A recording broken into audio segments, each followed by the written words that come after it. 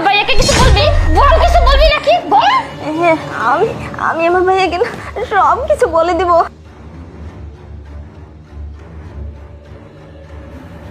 হো, বুঝতে পারছি, এইভাবে হবে না। এই যে দেখতে পাচ্ছিস আয়রনটা একদম কিন্তু গরম হয়ে আছে, এই আয়রনটা তোর মুখে চেপে ধরবো আর তোর মুখটা না একদম জলসে যাবে। আর তুই কিন্তু এই মুখটা কাউকে দেখাতে পারবি না, একদম না তোকে দেখে মানুষ ভয় পাবে, একদম বিশ্রী হয়ে যাবে। এখনো বলতেছি, তুই কি তোর ভাইয়াকে কিছু বলবি? যদি বলছিস তাহলে একদম চেপে দিব।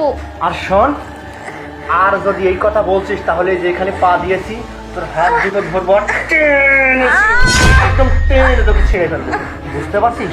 এখন বলবি তোর ভাইয়া কি? না না, আমি বলবো না, আমাকে ছেড়ে দাও প্লিজ। এই তো এইবার বুঝতে পারছো যে কথাটা বলা যাবে না, আর যদি বলতেও তাহলে এটা দিয়ে না তোমার মুখটা একদম জোরসে দিতাম, বুঝতে পারছো? যাই হোক, এখানে শুয়ে আছো কেন? বাইরে যাও, গিয়ে কাজগুলো সেরে নাও, যাও যা ওঠ। যা।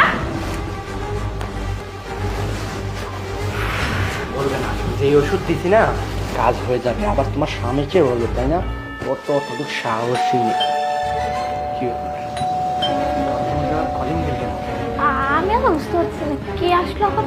আচ্ছা নয়, তুমি এক কাজ করো, তুমি গিয়ে থাকো, আমি দেখে আসি। আরে এখানে লুকানো যাবে না, শোনো তুমি থাকো, আমি বাথরুমে। আচ্ছা ঠিক আছে, যাও।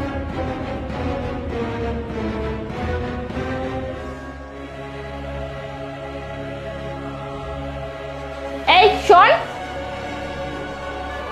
রুমে যে কেউ আছে সেটা কিন্তু বলবি না, আর যদি বলছিস তাহলে তো বুঝতে পারতেছিস যে কি হবে।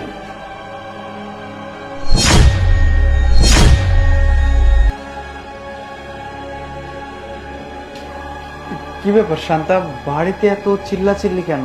কিছু কি হয়েছে? না, কিছু হয়নি। এই যে দেখতে পাচ্ছ তোমার বোন কলেজে ঠিক মতো যায় না, বাড়িতে পড়াশোনা করে না, অল টাইম শুধুমাত্র ফোন দেখে, আর বন্ধু বান্ধবের সাথে কোথায় যায় না যায় সেটা ওকেই জিজ্ঞাসা করবে। আর কলেজ থেকে আমাকে ফোন দিয়েছিল, তোমার বোন ঠিক মতো পড়াশোনা করে না, পড়াশোনায় মনোযোগ দেয় না, এইসব নিয়ে চিল্লাচিল্লি হচ্ছিল। হ্যাঁ শান্তা, তুমি তো ঠিকই বলেছো। আসলে ওকে তো আমাদেরই দেখে শুনে রাখতে হবে। আর লিমা, তুই তোর ভাবের কথা শুনিসনি মানে?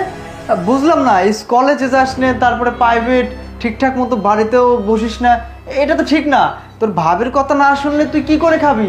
আর আমি তো সারাদিন অফিসের কাজে ব্যস্ত থাকি, আমি তো সময় দিতে পারি না তোকে। আজ থেকে তোর ভাবি যা যা বলে তাই তাই শুনবি কিন্তু। আচ্ছা রে, তুমি একটা